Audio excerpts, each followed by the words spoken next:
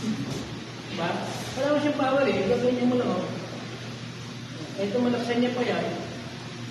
Eh, dito power niya. Pero sumuntok, bigla sumuntok. Wala siyang power na dito yan. Yan, kung naging yung power niya. Kasi bumitaw din yun. So, yung exercise ko din, ginawa yung last one and two. And then paper ko natin. Tapos, sinabi ka. Tapos, yung power. Diba? Rest. Then down. Okay? So, parang dito ka lang mura. Dito lang ako. Dito lang ako.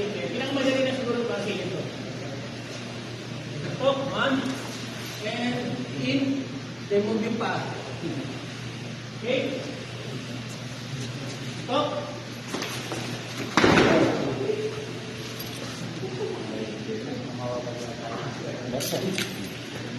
Okay?